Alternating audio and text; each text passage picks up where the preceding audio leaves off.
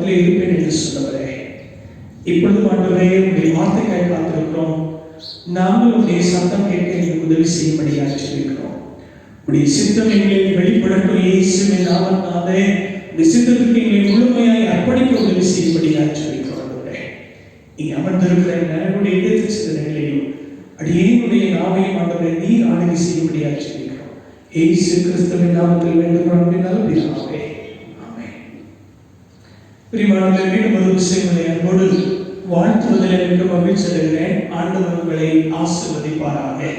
இந்த நாளிலும் நாம் ஆண்டவருடைய வார்த்தையை தியானிப்பதற்கென்று நமக்கு கொடுக்கப்பட்டிருக்கிற தலைப்பு இது ஒரு பெண்கள் ஞாயிறு, விமன்ஸ் சண்டே. இந்த பெண்கள் ஞாயிறுல பெண்கள் மாற்றத்தை ஏற்படுத்துகின்றவர்கள் அல்லது மாற்றத்தை ஏற்படுத்தும் பெண்கள் என்று சொல்லி நமக்கு தலைப்பு கொடுக்கப்பட்டிருக்கிறது. ஆங்கிலத்தில் விமன் as change makers என்று சொல்லி நமக்கு கொடுக்கப்பட்டிருக்கிறது. பெண்கள் மாற்றத்தை ஏற்படுத்துகின்றவர்கள். உண்மைதானா? யோசித்து பாருங்கள். நம்முடைய தனிப்பட்ட வாழ்க்கையை நாம் தனியாக இருக்கும் பொழுது, தனிநபராக இருக்கும் பொழுது எப்படி இருந்தோம், நாம் குடும்பமாக மாறின பின்பு அல்லது குடும்ப நபராக மாறின பின்பு நம்முடைய வாழ்க்கை எப்படி மாறினது என்பதை சற்று யோசித்து பாருங்கள். இதனாலே பெண்கள் மாற்றத்தை ஏற்படுத்துகின்றவர்கள். எங்கே மாற்றத்தை ஏற்படுத்துகிறார்கள் என்பதை சிந்திக்க நாம் அழைக்கப்படுகிறோம். ஆண்டவருக்கு நாம் இன்றைக்காவது நன்றி படைத்திருக்கிறோமா? நம்முடைய வாழ்க்கை துணையை ஆண்டவர் கொடுத்திருக்கிறார். இந்த வாழ்க்கை துணையின் வழியாக ஒரு சில பேருக்கு வாழ்க்கை துணையை கொடுக்க போகிறார். எனவே உங்களுக்கு அவர்கள் வழியாக நீங்கள் பெற்றுக்கொண்ட நன்மைகளை நினைத்து ஆண்டவருக்கு நீங்கள் நன்றி செலுத்திருக்கிறோமா? அன்புக்குரியவர்களே, இந்த உலகத்துல கடவுள் பெண்களுக்கு என்று கொடுத்திருக்கிற முக்கியத்துவம் பல நன்கு அறிந்திருக்கிறோம். வேத வசனம் அவருடைய முக்கியத்துவத்தை குறித்து மேன்மை பாராட்டுகின்றது. நீதிமொழிகள் 14ஆம் அதிகாரம் 1ஆம் வசனம் சொல்லுகிறது, புத்தியுள்ள ஸ்திரீ தன் வீட்டை கட்டுகிறாள், புத்தியில்லாத ஸ்திரீயோ அதை தன் கைகளினாலே இடித்து போடுகிறாள் என்று சொல்லப்பட்டிருக்கிறது. இன்றைக்கு சமூகத்தை ஏறக்குறைய 95% மேற்பட்ட பெண்கள் தாங்கள் கண்டு கொடுக்கப்பட்ட பொறுப்புகளிலே அவர்கள் உண்மையோடு செயல்படுவதை நாம் அறிந்திருக்கிறோம். இன்றைக்கு அதற்கு ஒரு காரணம் என்ன என்று சொன்னால், நம்முடைய சமூகத்தில் இருக்கிற கல்வியினுடைய வளர்ச்சி, தொழில்நுட்ப சாதனங்கள், நாகரிகத்துடைய வளர்ச்சி ஒரு புறம் இருந்தாலும் மறுபுறத்தில் பெண்களுக்கு இன்றுமே அநீதிகள் இழைக்கப்படுகின்றது. பலவிதமான கொடுமைகளுக்குள்ளாக ஆளாக்கப்படுகிறார்கள். ஒருவேளை இன்றைக்கு இந்த நிலைமை இருக்குமானால், கல்வி அறிவு சற்று குறைவான காலத்தில், நாகரிகம், தொழில்நுட்ப சாதனங்கள் மிகவும் குறைவாக காணப்பட்ட காலத்தில் எப்படி பெண்கள் அடிமைப்படுத்தப்பட்டிருப்பார்கள் என்பதை சற்று சிந்தித்து பார்ப்போம். பழைய பாட்டின் காலத்தில் பெண்களுடைய நிலைமை எப்படி இருந்தது என்று சொன்னால், இரண்டாம் நிலையினராகவே கருதப்பட்டார்கள். மனைவி கணவனுக்கு பணிவிடை புரிய வேண்டும், தாய் தந்தைக்கு கீழ்ப்படிய வேண்டும், சகோதரிகள் சகோதரர்களுக்கு பணிந்தும், கைப்பெண்கள் சமூகத்தை ஆண்களுடைய கட்டுப்பாட்டிலும் தவறாக பயன்படுத்துகிறவர்களாகவும் காணப்பட்டார்கள். இஸ்ரவேல் தேசத்தில் பெண்கள் திருமணம் வழியாக கணவனுடைய குடும்பத்தை கட்டுகின்றவர்களாக, அந்த குடும்ப மரபை உருவாக்குகின்றவர்களாகவும், திருமணத்தின் போது பெண்கள் கண்ணின் தன்மையோடு இருக்க வேண்டும், திருமணத்துக்கு பின்பதாக அவர்கள் கணவனுடைய நம்பிக்கைக்குரியவராகவும் கணவருக்கு மகிழ்ச்சி தருகின்றவராகவும் காணப்பட வேண்டும். பெண்கள் குழந்தைகளை பெற்றெடுப்பதற்காக தான் பயன்படுத்தப்பட்டார்கள். பெண்கள் குறிப்பாக அவர்கள் பெற்றெடுக்கிற குழந்தைகள், ஆண் குழந்தைகள், அவர்கள் வழியாக, ஆண் குழந்தைகள் வழியாக அவருடைய குடும்ப மரபு வளர்ந்தது என்று சொல்கிற ஒரு நம்பிக்கை இஸ்ரவேல் தேசத்திலே காணப்பட்டது. முற்பிதாக்கள் என்று சொல்லப்படுகிற ஆபிரகாம், ஈசாக், யாக்கோபு என்று சொல்லப்படுகிற முற்பிதாக்களுடைய வாழ்க்கையில குழந்தை பேர் என்பது ரத்த உறவை வளர்ப்பதற்காக காணப்பட்டது. அதே அரசனுடைய காலத்துல குழந்தைகள் பெற்றெடுப்பது என்பது ஆண்களுடைய வலிமையும் பெருமையும் பற்றி பேசுவதாக காணப்பட்டது.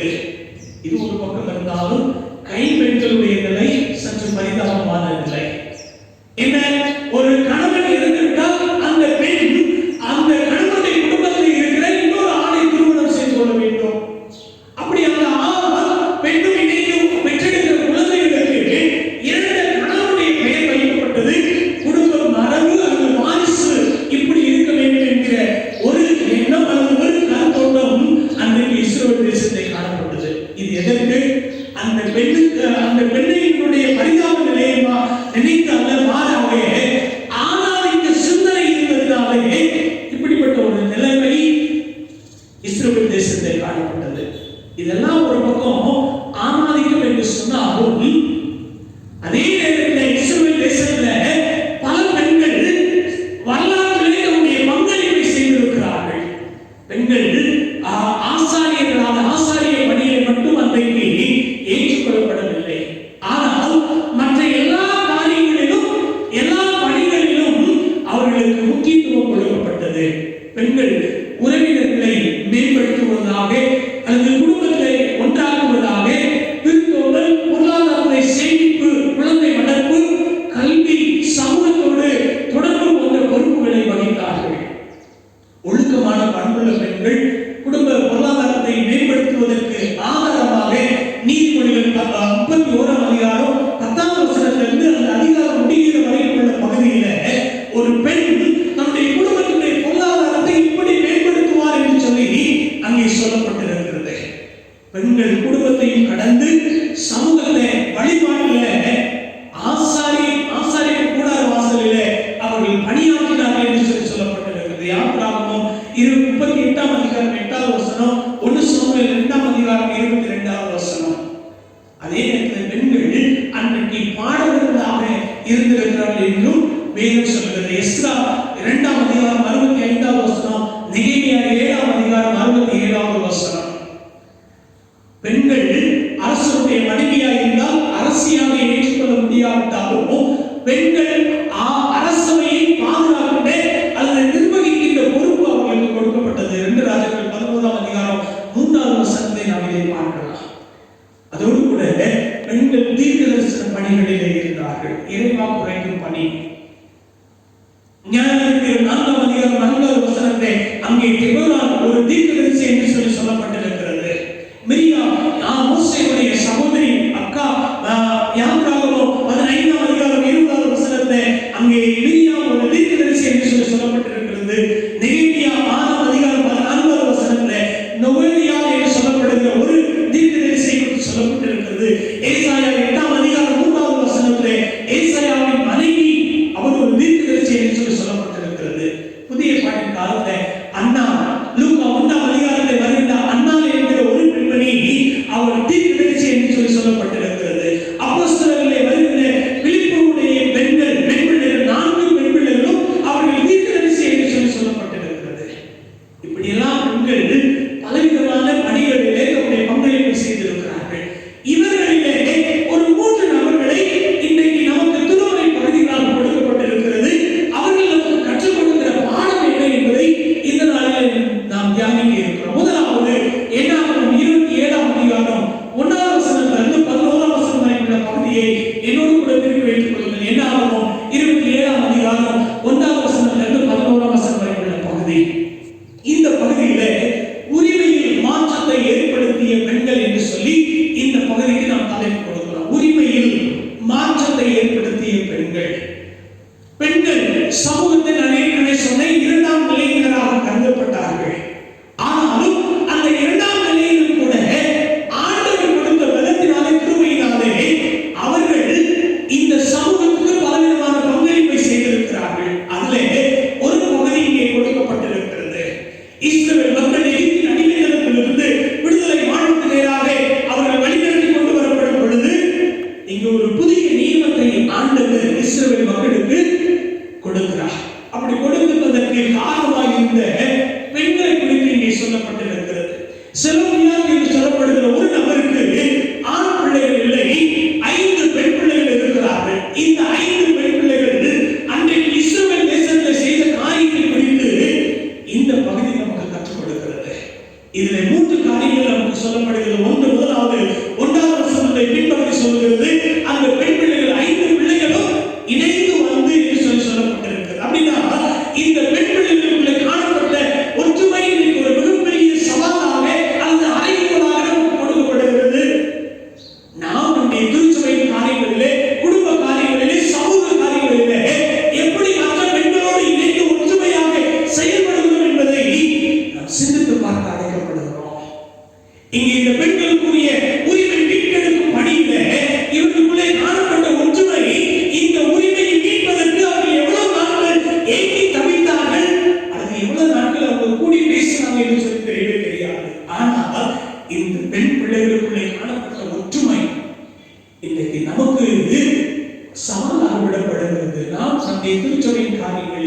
நம்முடைய சமூக காரியங்களிலே நாம் எப்படி பிறரோடு ஒற்றுமையாக செயல்படுகிறோம்? குடும்பங்களுக்குள்ளே இன்றைக்கு எவ்வளவு பிரிவினைகள் இருக்கிறது. குடும்பங்களுக்குள்ளே போட்டி பொறாமையினாலே பகைமை கசப்பை வளர்த்து கொண்டு வாழ்ந்து கொண்டிருக்கிறோமே. இந்த நிலை மாற வேண்டும் என்று சொல்லி இந்த பெண்கள் இன்றைக்கு நமக்கு ஒரு முன்னுதாரணமாக இருக்கிறார்கள். அவர்கள் ஒற்றுமையோடு செயல்பட்டது போல நாம் ஒற்றுமையோடு செயல்பட அழைக்கப்படுகிறோம். இரண்டாவது பார்த்தீங்கன்னு சொன்னால், இந்த பெண்கள் நம்முடைய நிலைமை, நம்முடைய வாழ்க்கையில் என்ன நடந்தது என்று சொல்லி அங்கே வெளிப்படுத்துகிறார்கள். மூன்றாவது வசனத்தை பார்த்தீங்கன்னா, என்னுடைய தகப்பனார் மரித்து போனார். என்னுடைய தகப்பனார் மரித்து போனார். அவருடைய மரணம் என்பது அது இயற்கையினால் ஏற்பட்டது. மாறாக இயற்கைக்கு எதிர்மாறாக நடைபெறவில்லை என்று சொல்கிறார். ஏனென்றால் இங்கே வசனம் சொல்லுகிறது, கோராகின் கூட்டத்தாரை சேர்ந்து என்னுடைய தகப்பனார் மரிக்கவே இல்லை என்று சொல்லப்பட்டிருக்கிறது. அப்படின்னா இதுக்கு முன்னாடி இஸ்ரவேல் பயணத்தை, விடுதலை பயணத்தை கோராகை கொண்டு ஒரு பெரிய சம்பவம் நடைபெற்றது. என்ன? கோராகு ஆண்டவருக்கு விரோதமாக, ஆண்டவருடைய ஊழியக்காரராகிய மோசேக்கு விரோதமாக முறுமுறுக்கிறார்கள்.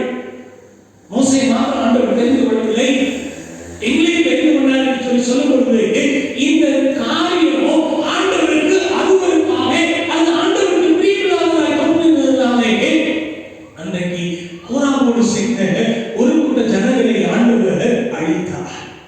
அப்ப அந்த அழிவினாலே இந்த தகப்பனார் மரிக்கவில்லை, அவர் இயற்கை விதிக்கு உட்பட்டு மரித்திருக்கிறார். வயது மூப்பின் காரணமாக அவர் மரித்திருக்கிறார். அவருக்கு ஆண் பிள்ளைகள் இல்லை என்று சொல்லி நம்முடைய நிலைமையை சொல்லுகிறார்கள். மூன்றாவது பார்த்தீங்கன்னு சொன்னால், அவர்கள் என்னுடைய தகப்பனாருடைய உரிமை அல்லது தகப்பனாருடைய காணியாட்சியில வருகிற சொத்துக்குரிய பங்கு எங்களுக்கு வேண்டும் என்று சொல்லி அவருடைய உரிமையை மீட்டெடுக்கிறார்கள். நான்காவது வசனத்தை நாம் இதை பார்க்கலாம்.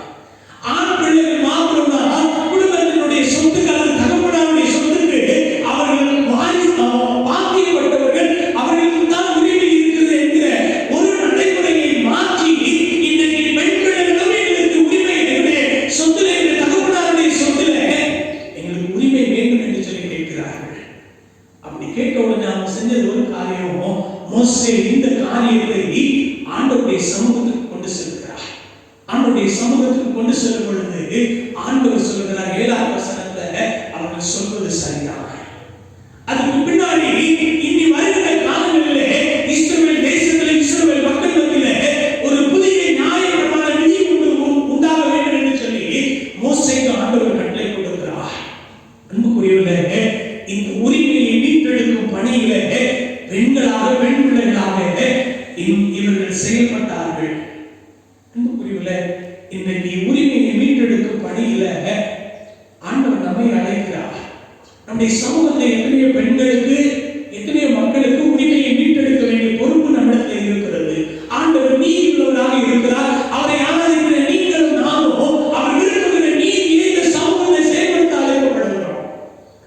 அப்ப யாருக்கு உரிமை மறுக்கப்படுகிறதோ அங்கே நாம் ஆண்டவருடைய பிரதிநிதியாக, ஆண்டவருடைய தூதுவர்களாக அவருடைய உரிமையை மீட்கும் பணியில் ஈடுபட ஆண்டவர் நம்மை அழைக்கிறார். இந்த பெண் பிள்ளைகளை போல இன்னைக்கு நாம் அப்படி சீக்கிரமா இந்த சற்று யோசித்து பாருங்கள். இரண்டாவது பார்த்தீங்கன்னா, அப்போஸ்தலர் 16ஆம் அதிகாரம் 11ஆம் வசனத்திலிருந்து 15ஆம் வசனம் வரைக்கும் உள்ள பகுதி. அப்போஸ்தலர் 16ஆம் அதிகாரம் 11ஆம் வசனத்திலிருந்து 15ஆம் வசனம் வரைக்கும். இங்கே பவுலுடைய 2ஆம் மிஷனரி பயணத்துல ஆண்டவருடைய ஊழியத்திலே அந்த ஆண்டவருடைய நோக்கத்தின்படியாக மாற வேண்டும் என்று சொல்லி ஆண்டவர் இங்கே பவுலுக்கு ஒரு தரிசனத்தை கொடுக்கிறார். அப்போஸ்தலர் 16ஆம் அதிகாரம் 9ஆம் வசனத்துல மக்கதோனியா நாட்டுக்கு போய் அங்கே ஆண்டவருடைய வார்த்தையை அறிவிக்க வேண்டும் என்று சொல்லி பவுலுக்கு தெரிவிக்கப்படுகிறது. உடனே பவுல் ஆண்டவருடைய வார்த்தைக்கு கீழ்ப்படிந்து மக்கதோனியா பகுதிக்கு வருகிறார். இந்த மக்கதோனியா பகுதியில ஆண்டவருடைய ஊழிய வாய்ப்புக்காய் காத்திருந்து ஆயத்தப்படுகிற நேரத்துல ஆண்டவர் ஊழியத்தை கொடுக்கிறார். அந்த ஊழியத்தின் வழியாக ஒரு பெண் அல்லது ஒரு ஆத்மா பவுலுக்கு கிடைக்கிறது. அந்த ஆத்மா செய்கிற செயல் இங்கே சொல்லப்பட்டிருக்கிறது. என்ன சொன்னாங்க? 15ஆம் வசனம், அப்போஸ்தலர் 16ஆம் அதிகாரம் 15ஆம் வசனத்திலே பின்பகுதி சொல்லுகிறது, என் வீட்டிலே வந்து தங்கியிருங்கள் என்று எங்களை வருந்தி கேட்டுக்கொண்டார் என்று சொல்லப்பட்டிருக்கிறது. இது யாரு? லீதியாள் என்று சொல்லப்படுகிற ஒரு பெண் தனக்கு உதவி செய்த மக்களை தன்னுடைய வீட்டில் தங்க வைக்க வேண்டும் என்று சொல்லுகிறார். அன்றைக்கு ஆணாதிக்கம் நிறைந்த சூழ்நிலையிலே ஒரு பெண்ணாக எல்லா சமூக தடைகளையும் கடந்து வந்து ஆண்கள் நம்முடைய வீட்டிலே தங்க வேண்டும் என்று சொல்லும் பொழுது எப்படிப்பட்ட சமூக எதிர்ப்புகளை அவர் சமாளித்திருப்பார் என்பதை சிந்தித்து பாருங்கள். அதையெல்லாம் தாண்டி உதவி செய்வதில் ஒரு பெண் ஒரு முன்மாதிரியாக திகழ்கிறார். யார் உதவி செஞ்சா? 3 காரியங்கள் சொல்லப்பட்டிருக்கு. 1, 13வது வசனத்துடைய கடைசி பகுதி சொல்கிறது, அங்கே கூடி வந்த ஸ்திரீகளுக்கு உபதேசித்தோம் என்று சொல்லி. அப்ப இங்க முதல் காரியம் சொல்லப்படுகிறது, உபதேசித்தவர்களுக்கு உதவி. என்ன உபதேசித்தாங்க?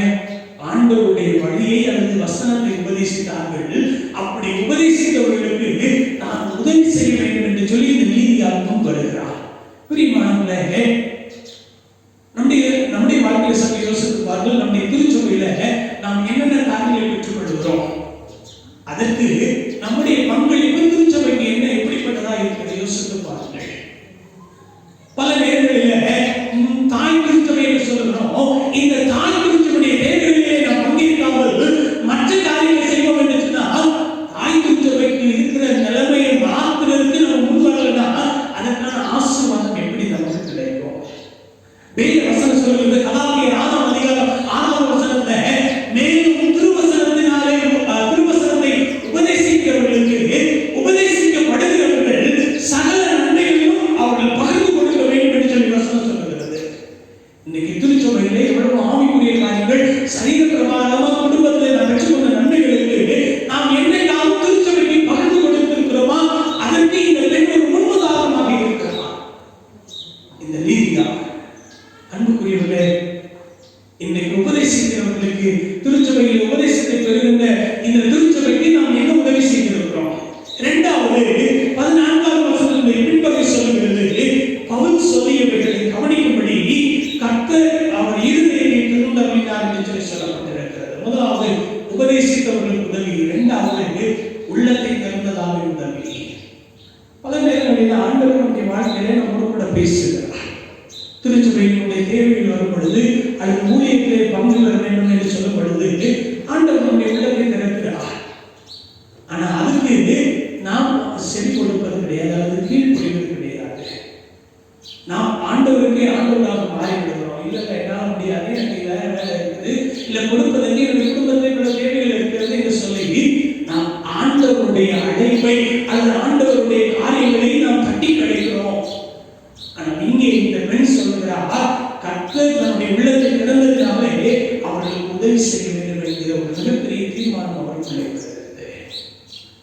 3வது பார்த்தீங்கன்னா 15வது வசனம் சொல்லுகிறது, அவளும் அவள் வீட்டாரும் ஞானஸ்நானம் பெற்ற பின்பு அவள் எங்களை நோக்கி, நீங்கள் என்னை கர்த்தரிடத்தில் விசுவாசம் உள்ளவர் என்று எண்ணினார்.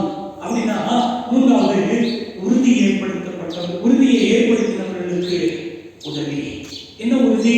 விசுவாசத்தை ஏற்படுத்தியவர்களுக்கு உதவி செய்ய வேண்டும் என்று சொல்லி இந்த பெண் முன் வருகிறார். ஆண்டவருடைய உபதேசம் தனக்கு கிடைக்கப்பட்டது.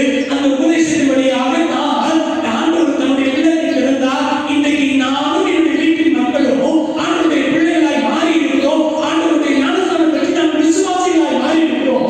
நாங்கள் பெற்றுக்கொண்ட விசுவாசம், அது எங்களுக்குள்ளே இருக்கிற விசுவாசம் இன்றைக்கு இந்த செயல்பாடுகளின் வழியாக வெளிப்பட வேண்டும் என்று சொல்லி இந்த பெண் செயல்படுகிறார்.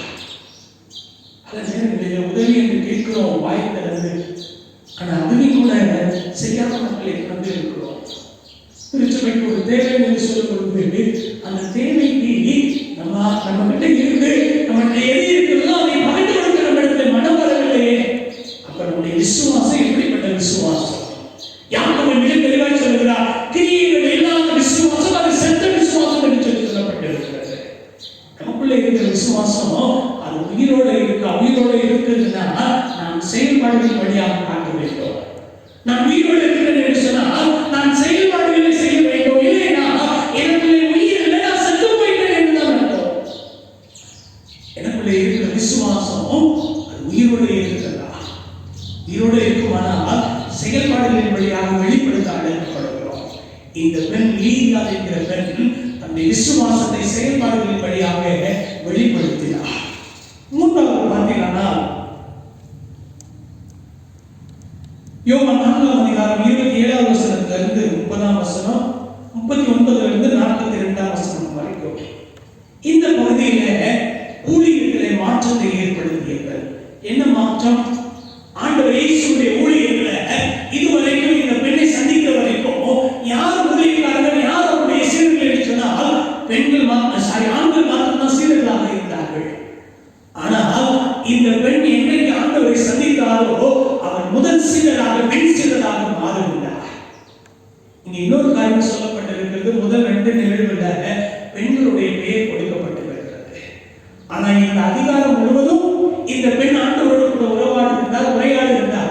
ஆனால் இந்த பெண்ணுடைய பெயர் மறைக்கப்பட்டிருக்கிறது. அன்புக்குரியவர்களே, ஆண்டவரோடு கூட உரையாடிய நிகழ்வுகளில இந்த நிகழ்வு தான் பெரிய நிகழ்வு. ஆனால் இந்த நிகழ்வுல அப்படி பங்கு பெற்ற அந்த பெண்ணுடைய பெயர் மறைக்கப்பட்டிருக்கிறது. காரணம், திருமலையின் காலத்துல ஆணாதிக்க சூழ்நிலை, ஆணாதிக்க செயல்பாடு, ஆணாதிக்கத்துடைய தாக்கம் திருமலை ஆசிரியர்களை விட்டு வைக்கவே இல்லை. ஆனால் அவைகளெல்லாம் கடந்து ஆண்டவர் அவருடைய பார்வையிலே பெண்களுடைய மதிப்பு அல்லது பெண்களுடைய ஈடுபாடை குறித்து ஆண்டவர் மிக தெளிவாக சொல்லி வைத்திருக்கிறார். மத்தேயு 15ஆம் அதிகாரத்தில் வருகிற கானானிய பெண், இந்த கானானிய பெண்ணினுடைய விசுவாசத்தை ஆண்டவர் மெச்சினார், ஆண்டவர் பாராட்டினார். ஆனால் அவருடைய பெயர் இடம்பெறவில்லை. லூக்கா 7ஆம் அதிகாரத்தில் வருகிற நாயினூர் கைம்பெண், அங்கே கைம்பெண் என்றுதான் சொல்லப்பட்டிருக்கிறது. அந்த கைம்பெண்ணுடைய பரிதாப நிலையை பார்த்து ஆண்டவர் செயல்பட்டார். அந்த பெண்ணுடைய பெயர் சொல்லப்படவில்லை. இப்படி பல பெண்களுடைய பெயர்கள் மறைக்கப்பட்டிருக்கிறது. ஆனாலும் அவருடைய பங்களிப்பை கிறிஸ்தவ விசுவாசம் அல்லது கிறிஸ்தவ வரலாற்றில் இடம்பெற்றிருக்கிறது. அன்புக்குரியவர்களே, நீங்க பார்த்தீங்கன்னா பெயர் ஒருவருடைய ஆளுமையை குறிக்கும். இப்போ ஒருத்தர் சோ அப்படின்னு சொன்னா அவருடைய பெயரை சொன்ன உடனே அவர் எப்படிப்பட்டவர் என்பதை, அவருடைய ஆளுமையை நம்முடைய நினைவுகள், நம்முடைய மனங்களுக்கு கொண்டு வருவோம். ஒருத்தருடைய பெயர் சொல்லலைன்னா அவர் எப்படிப்பட்டவர் என்பதை நமக்கு வெளிப்படுத்த முடியும். அன்புக்குரியவர்களே, அதே நேரத்தில் நம்ம எவ்வளவோ பேர் மக்களோட கூட பழகுகிறோம். நல்லா பழகுறவங்க பெயர் திடீர்னு மறந்து போச்சுன்னா அவங்க எவ்வளவு சங்கடப்படுவாங்க, எவ்வளவு கஷ்டப்படுவாங்க. யோசித்து பாருங்களேன். இங்க இந்த சமாரிய பெண்ணுக்கும் அப்படிப்பட்ட ஒரு நிகழ்வு தான் நடைபெறுகிறது. சரி, இந்த பெண்ணுடைய வாழ்க்கையில பாத்தீங்கன்னா ஆண்டவர் இயேசுவுக்கு தண்ணீர் கொடுக்கக்கூடிய ஒரு தனித்துவம் இந்த பெண்ணிடத்தில் காணப்பட்டது. அது மாத்திரமல்ல, முதல் சீடர்கள் எப்படி ஆண்டவர் இயேசு அடைந்த உடனே தன்னுடைய வலைகளை விட்டுவிட்டு அவருக்கு பின் சென்றார்களோ, அதே போல இந்த பெண்ணும் தன்னுடைய குலத்தை விட்டுவிட்டு ஆண்டவரை பற்றி சொல்வதற்கு ஊருக்குள்ளே செல்லுகிற ஒரு மிகப்பெரிய குணாதிசயம் இந்த பெண்ணிடத்தை காணப்படுகிறது. யோசித்து பாருங்கள். இந்த பெண்ணுடைய வாழ்க்கையில் காணப்பட்ட 3 காரியங்கள். 39ஆம் வசனத்தை ஒரு படிக்கலாமே. யோவான் 4ஆம் அதிகாரம் 39ஆம் வசனம்.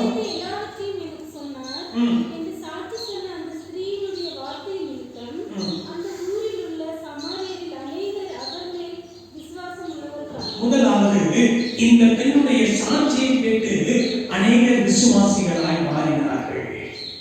ஆண்டவர் இயேசுவை சந்திப்பதற்கு முன்னதாக இந்த பெண்ணுடைய வாழ்க்கை எப்படி இருந்தது? வேதம் மிக தெளிவாய் சொல்லுகிறது. ஆண்டவர் விரும்புகிற வகையில் இந்த பெண்ணுடைய வாழ்க்கை அமையவே இல்லை.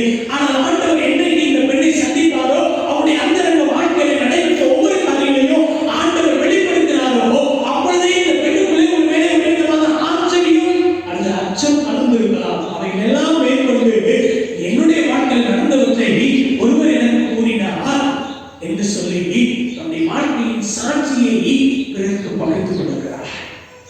இந்த பெண் எப்படிப்பட்டவள் என்று தெரியும். இந்த பெண்ணுடைய வாழ்க்கையில் நடந்த காரியத்தை ஒருவர் சொல்லியிருக்கிறார் என்று சொன்னால் இந்த பெண்ணுடைய வாழ்க்கை மாறி இருக்கிறானால் இந்த பெண்ணுக்கு சொன்ன காரியங்களை சொன்னவர் மீது விசுவாசம் வைக்க வேண்டும் என்று சொல்லி அன்றைக்கு இருந்த சமாரியா பட்டணத்தில், அந்த பட்டணத்தில் இருக்கிற மக்கள் விசுவாசம் வைத்தார்கள் என்று சொல்லி சொல்லப்படுகிறது. இன்னைக்கு நம்முடைய சாட்சியுள்ள வாழ்க்கை பிறருக்கு விசுவாசத்தை கொடுக்க வேண்டும். நான் இருக்கிற இடத்துல, நான் வசிக்கிற இடத்துல, நான் பணி செய்கிற இடத்துல என்னுடைய சாட்சியை பார்த்து பிறர் ஆண்டவர் மீது விசுவாசம் வைக்க வேண்டும். இந்த நிலை இருக்கிறதா? 2வது பார்த்தீங்கன்னா 41ஆம் வசனத்தை ஒரு படிக்கலாமே.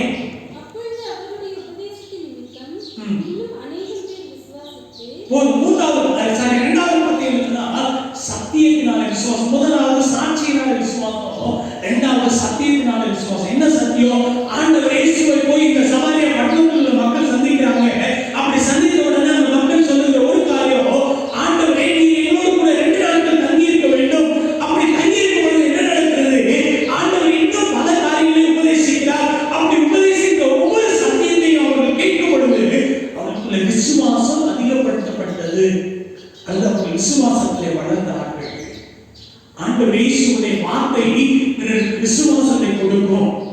அது என் வழியாய் செயல்படும் பொழுது என்னை பார்க்கிறவர்கள் ஆண்டவர் மீது விசுவாசம் வைக்க வேண்டும். முதலாவது சாட்சியினால விசுவாசம், இரண்டாவது சத்தியத்தினால விசுவாசம், மூணாவது பார்த்தீங்கன்னா 42வது வசனத்தை படிக்கலாமே.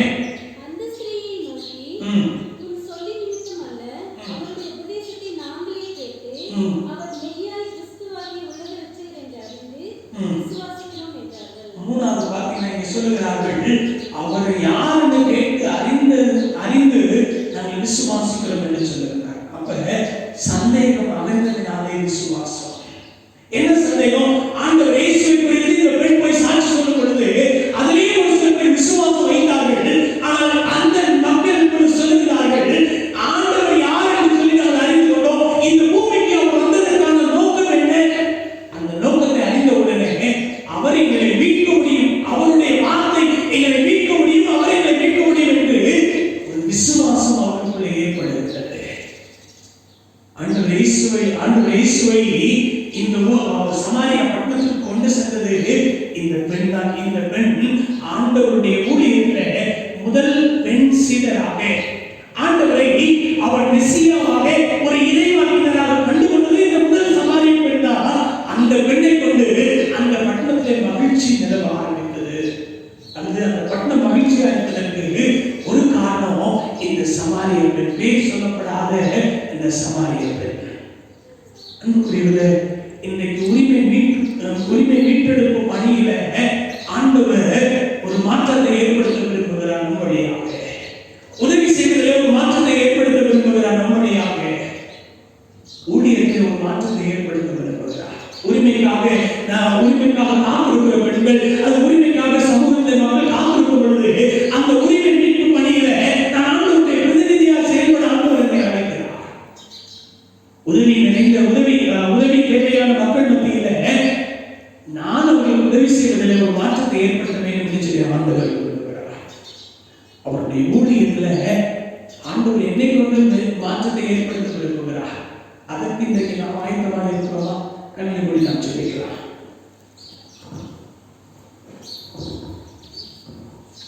அன்றைய சமூகத்தில் செலோப்பியாத்தின் பெண் பிள்ளைகள் இஸ்ரவேல் தேசத்துக்கு உரிமையை பெற்றுக் கொடுப்பதில் ஒரு கருவியாக பயன்படுத்தப்பட்டார்கள்.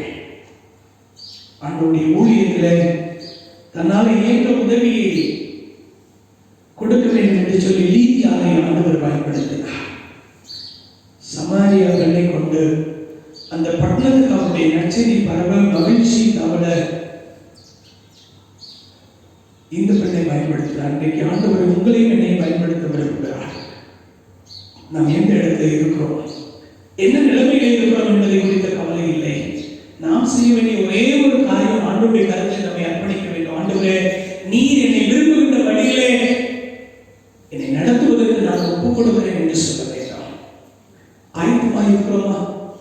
ஆண்டவருடைய கருத்தை நம்மை அர்ப்பணிப்போம். நேசிக்கிற அன்பு நல்ல ஆண்டவரே, உரிமை மறுக்கப்பட்ட இடத்தில் நாங்களுடைய பிரதிநிதிகளாக, உதவி வேண்டிய இடங்களிலே நாங்களுடைய பிரதிநிதிகளாக, ஊழியம் செய்யப்பட வேண்டிய இடத்தில் நாங்களுடைய தூதுவர்களாக, முகவர்களாக செயல்பட எங்களுக்கு நீர் உதவி செய்யும்படி ஜெபிக்கிறோம். அப்படிப்பட்ட அர்ப்பணிப்புகளோடு நாங்கள் வாழ எங்களுக்கு கிருபை தாழ்வு நடத்தும். இயேசு கிறிஸ்துவின் நாமத்தில் வேண்டுமானால் பிதாவே.